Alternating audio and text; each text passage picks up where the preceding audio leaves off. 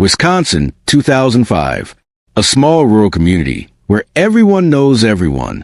It's the kind of place where the biggest headlines usually involve high school sports scores or the county fair. But in late autumn, that all changed. A young woman vanished. And the man at the center of the investigation wasn't a stranger to the justice system. In fact, he had only recently been released after serving 18 years for a crime he didn't commit. This is a story of Stephen Avery, Teresa Halbach, and a case that would divide the public, raise questions about the integrity of law enforcement, and spark one of the most hotly debated true crime discussions in modern history.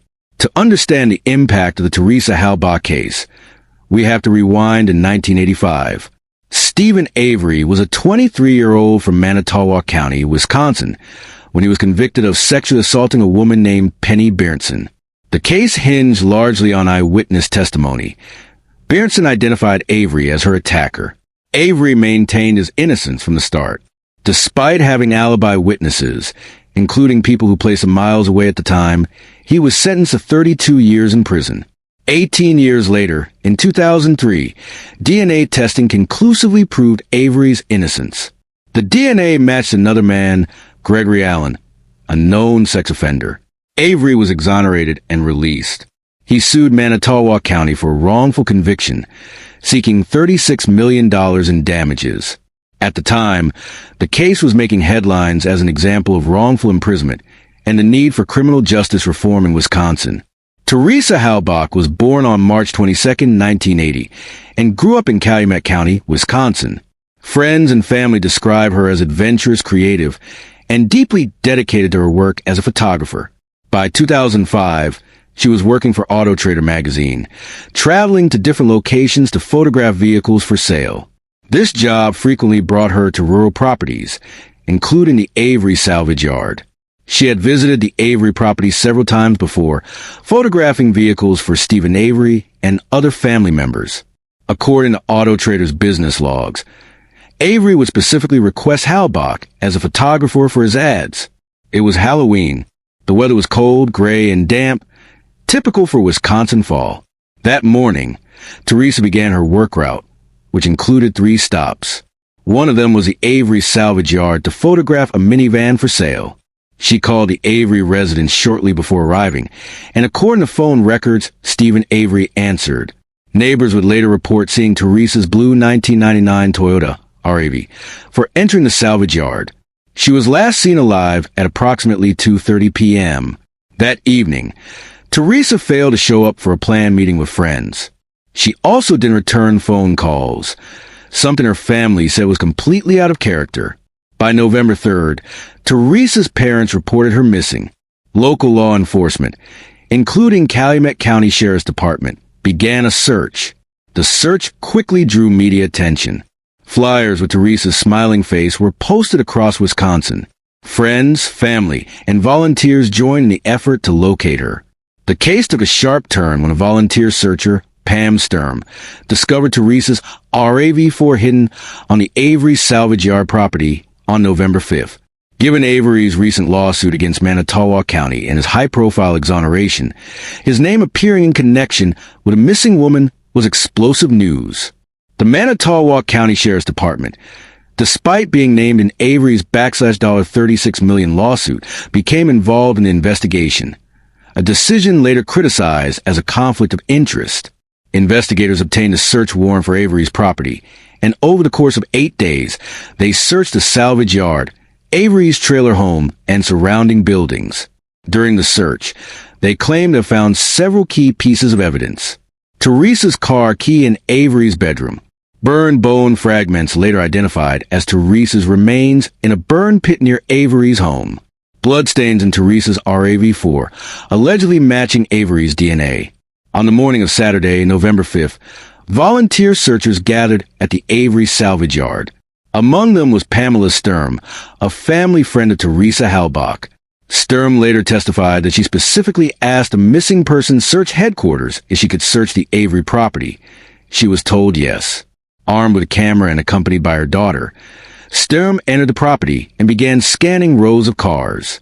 Within a short time, she spotted a blue Toyota RAV that matched the description of Teresa's missing vehicle. The SUV's plates were missing and debris partially concealed it. Sturm called 911 immediately. Law enforcement quickly secured the scene, and Manitowoc County deputies became involved despite the ongoing lawsuit Avery had filed against their department. Investigators obtained a search warrant and began what would become an 8-day search of the Avery property, involving multiple buildings, vehicles, and outdoor areas. The operation included members from both Calumet County and Manitowoc County law enforcement agencies. Over the course of the search, several items were collected. November 6th, investigators reported finding burned remains in a fire pit behind Stephen Avery's trailer home. Later forensic analysis concluded the remains were human and matched Teresa Halbach through DNA. November 8th, Teresa's cell phone, license plates, and other personal items were reportedly recovered from a burned barrel on Avery's property. November 9th, a bullet fragment found in Avery's garage would later be identified by the state crime lab as containing Teresa Halbach's DNA. November 8th to 10th, swabs from Teresa's RAV4 revealed bloodstains. Testing by the Wisconsin State Crime Lab linked the DNA to Stephen Avery. Perhaps the most debated piece of evidence was discovered on November 8th. A single car key, allegedly belonging to Teresa Halbach's RAV4, was found in Avery's bedroom by Manitowoc County Lieutenant James Lenk. Critics later pointed out that this was on the 7th day of an intensive search, raising questions about how the key could have been missed previously. Calumet County Sheriff Jerry Padgel held a press conference announcing that human remains had been found on Avery's property. Although official confirmation of the DNA match came later, authorities strongly suggested that the remains belonged to Teresa Halbach. The narrative presented by investigators at this stage was straightforward. Teresa visited Avery's property to photograph a van. She was allegedly lured inside his trailer. She was killed and her body burned to conceal the crime. On November 15th, Stephen Avery was arrested and charged with possession of a firearm by a felon. At this stage, he was not yet formally charged with Teresa Halbach's murder. Prosecutors told the media that more charges were expected once forensic results were finalized. In early 2006, the investigation took another turn when Brendan Dassey, Avery's 16-year-old nephew, was questioned by police. Dassey, who was a sophomore in high school with reported intellectual and learning challenges, was interviewed on multiple occasions without a parent or attorney present. During a March 1st, 2006 interrogation by Calumet County investigator Mark Wiegert and Wisconsin Department of Justice Special Agent Tom Fassbender, Dassey gave a statement implicating himself and Avery in Halbach's murder. In his recorded statement, Dassey claimed that Avery had invited him to help move Halbach's vehicle and that he witnessed and participated in act of assault, murder, and burning of the body. Almost immediately, defense attorneys and later independent legal experts criticized the interrogation techniques, describing them as leading, suggestive, and coercive. Portions of Dassey's confession did not align with physical evidence, and he appeared confused about key details. Following Dassey's statement, both Stephen Avery and Brendan Dassey were charged with first-degree intentional homicide, mutilation of a corpse. Avery also faced charges of unlawful possession of a firearm, while Dassey was additionally charged with sexual assault. From this point forward, prosecutors framed the case as follows. Teresa Halbach arrived at the Avery property on October 31st, 2005. Avery allegedly lured her into his trailer under the pretext of discussing the vehicle. Inside, she was assaulted and killed. Brendan Dassey assisted Avery in moving her body to a burn pit, where they destroyed evidence by burning it. This theory relied heavily on Dassey's March 1st confession, the presence of Halbach's remains on Avery's property, and the DNA/blood evidence in her RAV4. From the earliest stages, Avery's defense team, attorneys Dean Strang and Jerome Buting, raised concerns about the Manitowoc County Sheriff's Department's role in the investigation. They argued, 1. Manitowoc County had a financial motive to see Avery convicted, given his $36 million lawsuit. 2. Manitowoc officers were present during key evidence discoveries, such as the RAV for Key, even though the case was officially being handled by Calumet County. 3. Certain pieces of evidence appeared under questionable circumstances late into the search. These points became central to the defense's case in court. By late 2005 and into 2006, Wisconsin media outlets covered every development. The cases mix an exonerated man accused of a brutal murder, alleged police misconduct, and a missing woman whose body was found in such a horrific manner made it front-page news. Public opinion began to divide. Some believed Avery was clearly guilty, pointing to forensic evidence. Others suspected he was being framed by law enforcement, seeking revenge for his prior lawsuit. Following the March 2006 charges, the cases against Stephen Avery and Brendan Dassey proceeded on separate tracks. Both faced first-degree intentional homicide and mutilation of a corpse charges, but their trials will be held independently to avoid prejudice from evidence admissible in one case but not the other. Avery's attorneys Dean Strang and Jerome Buting filed a series of motions aimed at excluding what they argue was questionable or tainted evidence. Key requests included suppression of the RAV4 key found in Avery's bedroom, suppression of blood evidence from Teresa Halbach's vehicle, suppression of bullet fragment DNA results. The defense alleged that some items might have been planted or mishandled, emphasizing that Manitowoc County deputies, against whom Avery had a $36 million civil lawsuit, were involved in searches and evidence discoveries despite being officially removed from the investigation. Judge Patrick Willis denied most of these motions, allowing the key evidence items to be presented at trial. In January 2007, jury selection took place in Calumet County, but from a pool drawn in Manitowoc County. Because of the intense media coverage, prospective jurors were asked extensive questions about their knowledge of the case and ability to remain impartial. A final jury of 12 members and 2 alternates was seated. Special prosecutor Ken Kratz outlined the state's theory. On October 31, 2005, Teresa Halbach went to Avery Salvage Yard for a photography appointment. Avery lured her into his trailer, sexually assaulted her, and killed her. Her body was burned in his backyard fire pit, and her remains were later moved to a burn barrel. Key forensic evidence, blood, DNA, and personal effects, tied Avery directly to the crime. Kratz emphasized a bullet fragment from Avery's garage, claiming it had Halbach's DNA, and argued that Avery's blood found in her vehicle could not be explained innocently. Attorney Dean Strang countered by framing Avery as the target of a frame-up. He reminded jurors that Avery had previously spent 18 years in prison for a crime he did not commit, and that Manitowoc County officers had motive, means, and opportunity to plant evidence to avoid paying a massive lawsuit settlement. The defense promised to show the key was found only after multiple prior searches. The blood evidence could have been planted. The bullet fragment was discovered months after initial searches. Dassey's statements were coerced and unreliable. The state called over 50 witnesses across 5 weeks. Key testimony included: she described finding Teresa's RAV4 at Avery Salvage Yard on November 5, 2005, and immediately notifying police. They testified that blood in the RAV4 matched Avery's DNA profile.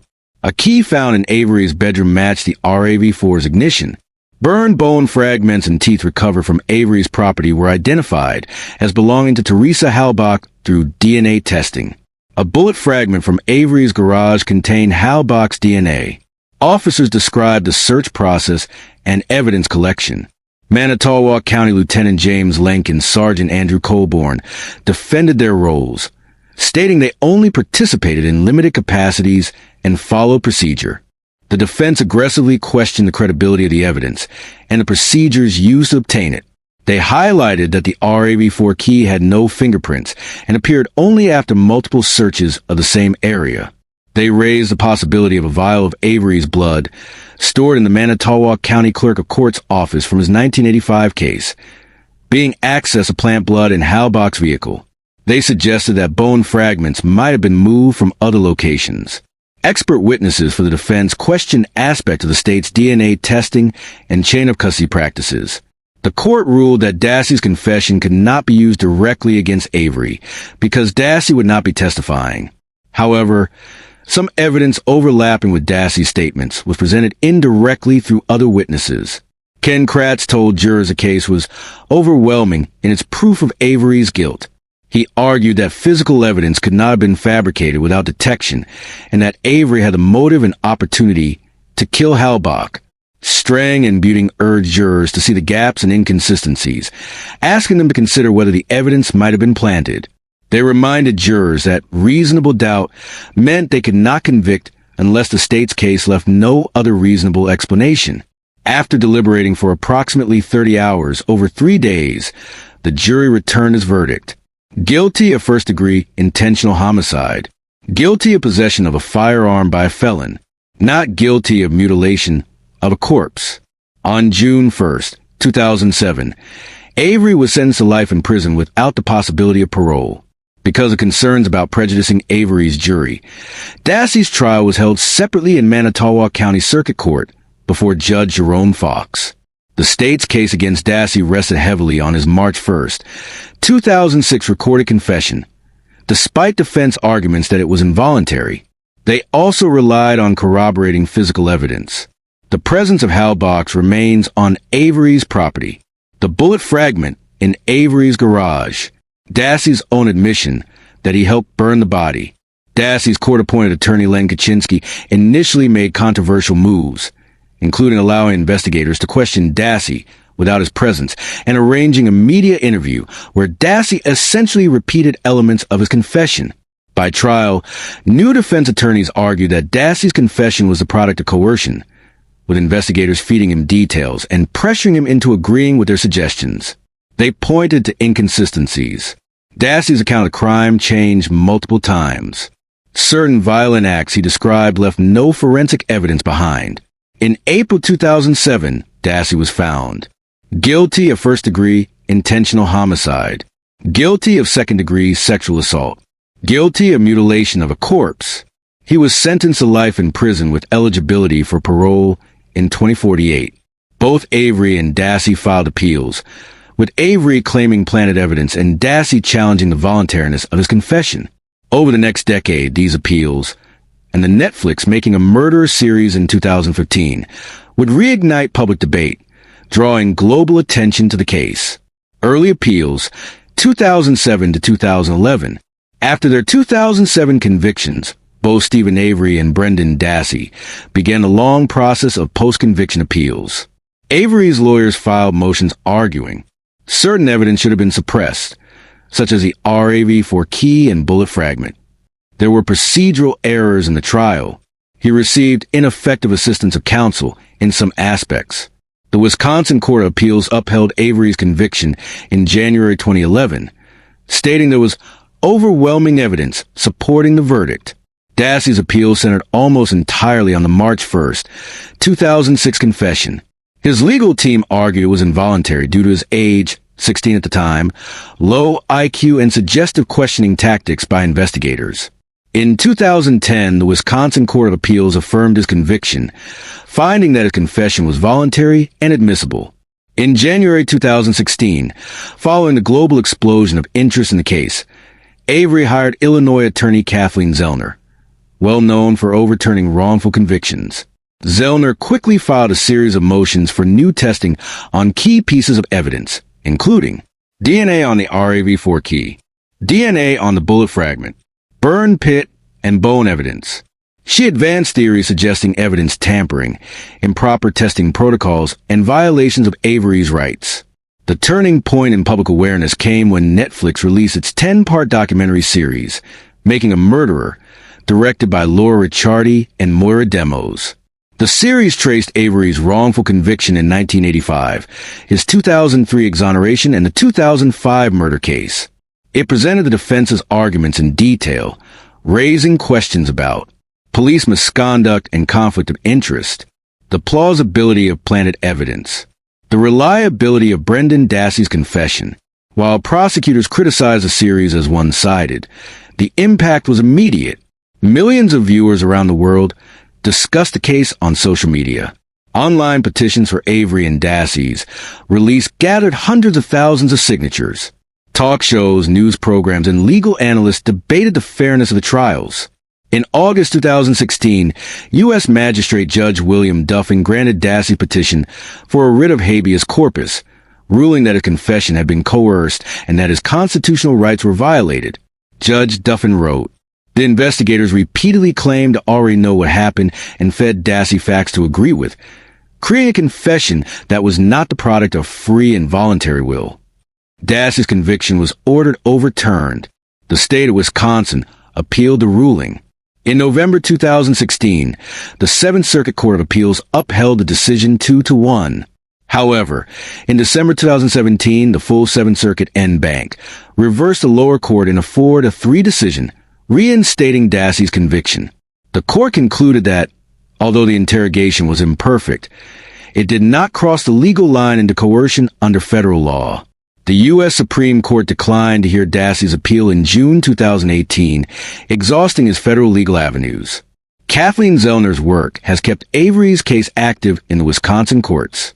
Her filings have included allegations that the state withheld exculpatory evidence, a Brady violation, requests for advanced DNA testing using more sensitive techniques, new witness affidavits alleging suspicious behavior by other individuals.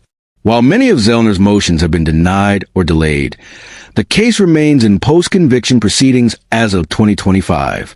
Stephen Avery remains in Waupun Correctional Institution, serving life without parole. His latest post-conviction appeal is pending, with Zellner continuing to push for evidentiary testing.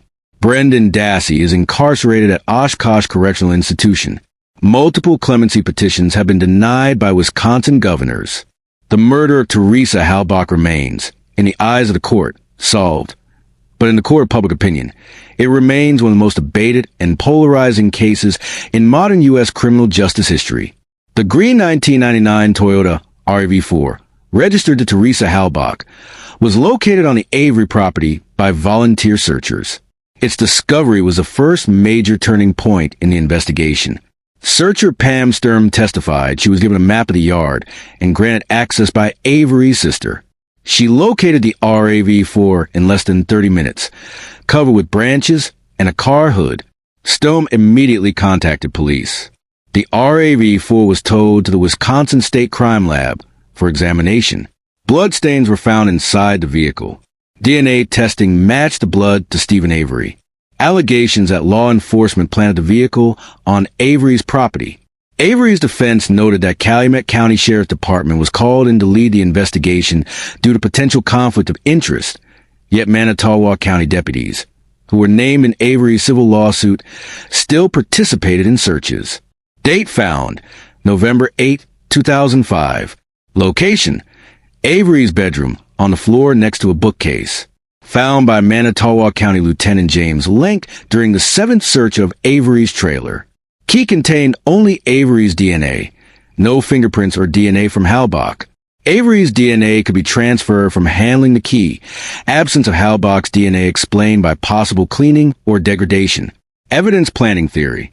The key was not found in 6 prior searches. Only Manitowoc officers were in the room when the key appeared. No fingerprints or DNA from Halbach suggested it had been wiped. Several drops of blood in the SUV matched Avery's DNA profile. A vial of Avery's blood from his 1985 wrongful conviction case was found in the Manitowoc County Clerk's office with a puncture in the seal, fueling defense claims of evidence tampering. EDTA is a preservative found in stored blood. The FBI tested the bloodstains for EDTA. None was detected. Defense argued this did not definitively disprove planting, since EDTA may not always be detectable. Location: burn pit behind Avery's garage. Burn barrel near Avery's sister's residence. Charred bone fragments, later identified as human, were found in multiple locations on the Avery property and in a nearby quarry. Forensic anthropologist Dr. Leslie Eisenberg testified that the bones were consistent with an adult female and had been burned in a fire reaching extremely high temperatures. Presence of bone fragments in multiple sites suggested possible relocation of remains. No definitive link was made between all bone fragments and Halbach through DNA, though some contained enough material to match her. Date found, March 1st, 2006. Location: Avery's garage floor. A .22 caliber bullet fragment matched to Avery's rifle, contained Halbach's DNA. This supported the theory she was shot in the garage.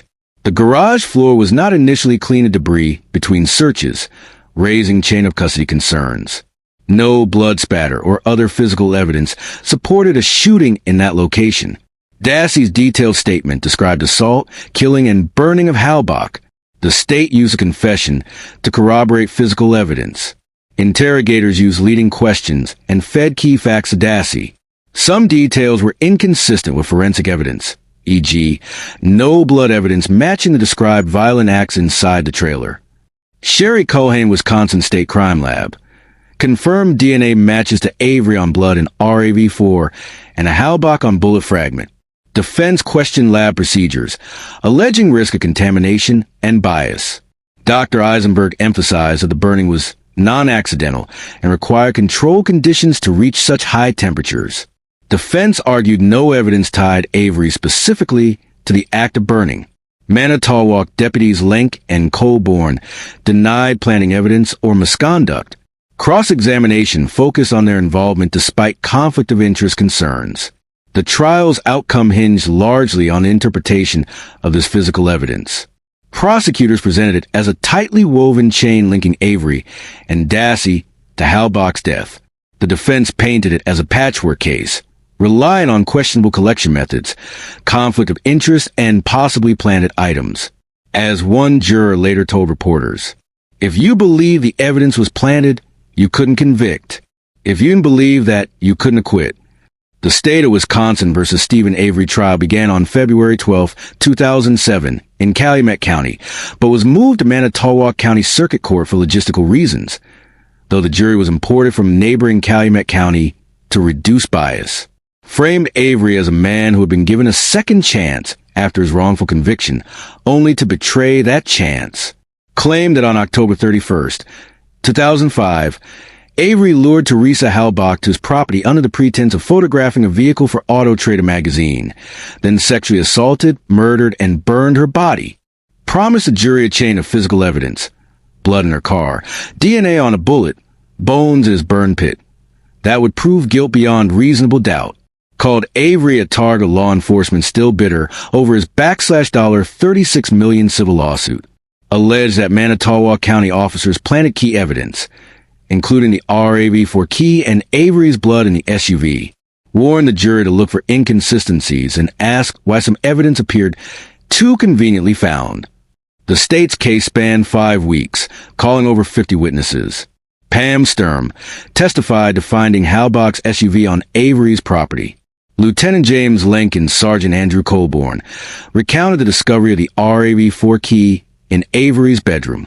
Sherry Culhane, DNA analyst who tied Avery to blood in Halbach's SUV and Halbach to the bullet fragment. Dr. Leslie Eisenberg confirmed human remains found in Avery's burn pit were consistent with Halbach's age and build. Jurors were shown photographs of the RAV4, blood evidence, and bone fragments.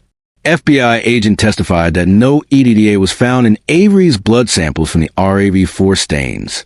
The state played portions of Brendan Dassey's confession to corroborate the narrative of murder and disposal. Strang and Buting sought to undermine confidence in the state's evidence. Pressed Lenk and Colborn on why they were involved despite a stated conflict of interest.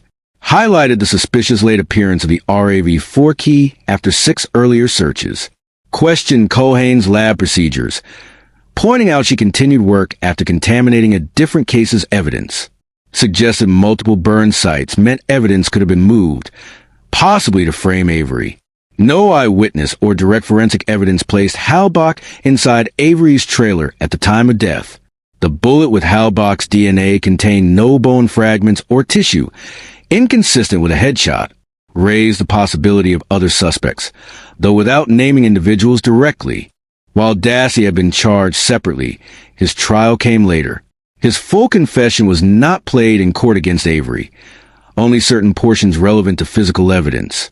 Later interviews revealed that some jurors found the state's timeline plausible, but were uneasy about law enforcement's dual role as evidence collectors and prior lawsuit defendants. Reminded jurors that every critical piece of evidence tied back to Avery. Suggested the planning theory required an impossible conspiracy involving numerous officials across jurisdictions. Emphasized the personal items, like Halbach's phone and camera, found in Avery's burn barrel. Called the state's case a house of cards, dependent on questionable evidence and assumptions. urged the jury to consider the unprecedented involvement of Manitowoc County deputies despite being excluded for conflicts. Asked, why does so much of the evidence appear only after Manitowoc officers arrive? Deliberation time, about 30 hours over 3 days. March 18, 2007, the jury returned its verdict. Guilty of first-degree intentional homicide. Guilty of illegal possession of a firearm. Not guilty of mutilation of a corpse. Jurors later said the not guilty on mutilation was due to uncertainty over whether Avery personally handled the burning. Judge Patrick Willis sentenced Avery to life imprisonment without the possibility of parole for the murder conviction, 5 years for firearm charge, to run consecutively. In sentencing remarks, Judge Willis stated, "You were convicted of the most serious charge under Wisconsin law, and the court sees no reason to grant any possibility of release." Date, April 2007. Outcome, guilty of first-degree intentional homicide, second-degree sexual assault, and mutilation of a corpse. Sentence, life in prison, eligible for parole in 2048. Dassey's conviction relied heavily on his recorded confession and the same physical evidence from Avery's case. At the time, the case was widely covered in Wisconsin media, but had not yet gained global attention. Public opinion in the state leaned toward guilt, though pockets of doubt existed, particularly in Manitowoc County. It wasn't until December 2015, when Netflix released Making a Murderer, that the case reignited worldwide controversy, reframing the narrative toward possible wrongful conviction. Even before the Netflix documentary, both Avery and Dassey filed appeals alleging constitutional violations, ineffective assistance of counsel, and new evidence. All initial appeals were denied. The trials became case studies in evidence collection ethics, media's impact on public perception, coercive interrogation practices, especially with juveniles. The state of Wisconsin versus Stephen Avery trial began on February 12, 2007, in Calumet County, but was moved to Manitowoc County Circuit Court for logistical reasons, though the jury was imported from neighboring Calumet County to reduce bias. Framed Avery as a man who had been given a second chance after his wrongful conviction, only to betray that chance. Claimed that on October 31st, 2005, Avery lured Teresa Halbach to his property under the pretense of photographing a vehicle for Auto Trader magazine, then sexually assaulted, murdered, and burned her body. Promised the jury a chain of physical evidence, blood in her car, DNA on a bullet, bones in his burn pit, that would prove guilt beyond reasonable doubt. Called Avery a target of law enforcement still bitter over his $36 million civil lawsuit. Alleged that Manitowoc County officers planted key evidence, including the RAV4 key and Avery's blood in the SUV. Warned the jury to look for inconsistencies and ask why some evidence appeared too conveniently found. The state's case spanned 5 weeks, calling over 50 witnesses. Pam Sturm testified to finding Halbach's SUV on Avery's property. Lieutenant James Lenk and Sergeant Andrew Colborn recounted the discovery of the RAV4 key in Avery's bedroom. Sherry Culhane, DNA analyst who tied Avery to blood in Halbach's SUV and Halbach to the bullet fragment, Dr. Leslie Eisenberg, confirmed human remains found in Avery's burn pit were consistent with Halbach's age and build. Jurors were shown photographs of the RAV4, blood evidence, and bone fragments. FBI agent testified that no EDTA was found in Avery's blood samples from the RAV4 stains. The state played portions of Brendan Dassey's confession to corroborate the narrative of murder and disposal. Strang and Buting sought to undermine confidence in the state's evidence. Pressed Lenk and Colborn on why they were involved despite a stated conflict of interest. Highlighted the suspicious late appearance of the RAV4 key after 6 earlier searches. Questioned Culhane's lab procedures, pointing out she continued work after contaminating a different case's evidence. Suggested multiple burn sites meant evidence could have been moved, possibly to frame Avery. No eyewitness or direct forensic evidence placed Halbach inside Avery's trailer at the time of death. The bullet with Halbach's DNA contained no bone fragments or tissue, inconsistent with a headshot. Raised the possibility of other suspects, though without naming individuals directly. While Dassey had been charged separately, his trial came later. His full confession was not played in court against Avery, only certain portions relevant to physical evidence. Later interviews revealed that some jurors found the state's timeline plausible, but were uneasy about law enforcement's dual role as evidence collectors and prior lawsuit defendants. Reminded jurors that every critical piece of evidence tied back to Avery suggested the planning theory required an impossible conspiracy involving numerous officials across jurisdictions. Emphasized the personal items, like Halbach's phone and camera, found in Avery's burn barrel, called the state's case a house of cards, dependent on questionable evidence and assumptions. Urged the jury to consider the unprecedented involvement of Manitowoc County deputies, despite being excluded for conflicts. Asked, why does so much of the evidence appear only after Manitowoc officers arrive? Deliberation time, about 30 hours over 3 days. March 18, 2007, the jury returned its verdict. Guilty of first-degree intentional homicide. Guilty of illegal possession of a firearm. Not guilty of mutilation of a corpse. Jurors later said the not guilty on mutilation was due to uncertainty over whether Avery personally handled the burning. Judge Patrick Willis sentenced Avery to life imprisonment without the possibility of parole for the murder conviction. 5 years for firearm charge, to run consecutively.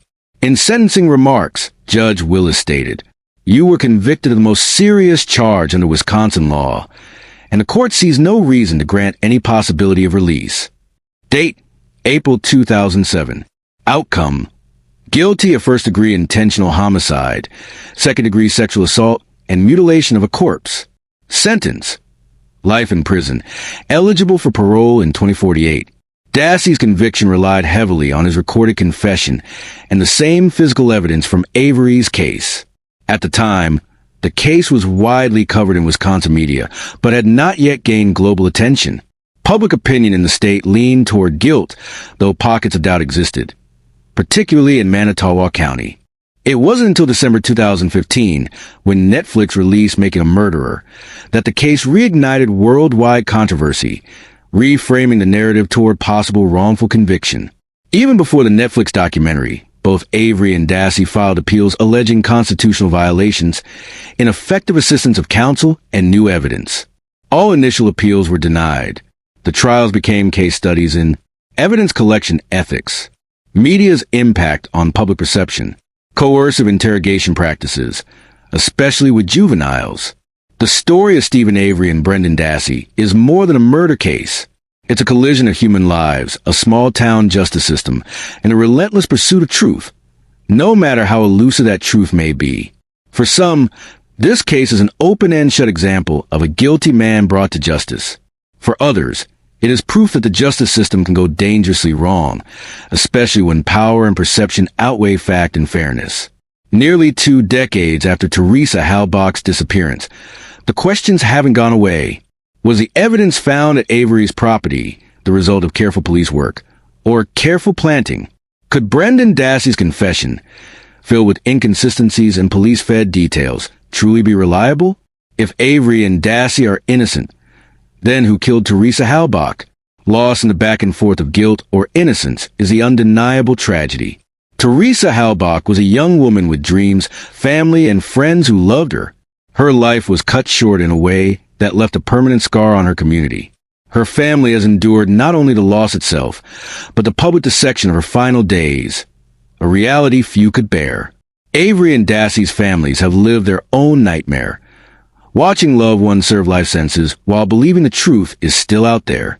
Netflix's Making a Murderer didn't just tell a story. It ignited a movement. It showed how a narrative once picked up by millions of viewers can influence public perception, create activism, and even reopen cold legal arguments.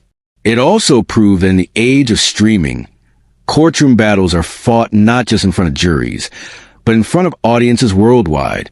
This is not just about one man or one trial. It's about how justice is done and what happens when the process itself comes under question. It's about whether our faith in law enforcement and courts can survive when a case is clouded by conflicting accounts, procedural missteps, and unanswered questions. If Avery is guilty, he deserves his sentence. If he is innocent, he deserves his freedom. Either way, the truth should be the final verdict. We may never have absolute certainty. Evidence ages, memories fade, and legal doors close. But public scrutiny and the pursuit of justice remain open. Whether you believe Stephen Avery is a murderer or a victim of corruption, one fact is undeniable. This case has become one of the most dissected, debated, and divisive in modern American criminal history. If you have any credible information about the events of October 31st, 2005, or the whereabouts of Teresa Halbach in her final hours, contact Wisconsin law enforcement or recognize missing persons organizations. We encourage respectful discussion in the comments. Share your theories, your reasoning, and your perspective. But remember, at the heart of this story are real people, real pain, and a family still grieving. In a world where truth is often stranger than fiction, the case of Stephen Avery remains a reminder that the search for justice doesn't end when the gavel falls. Sometimes it's only just beginning.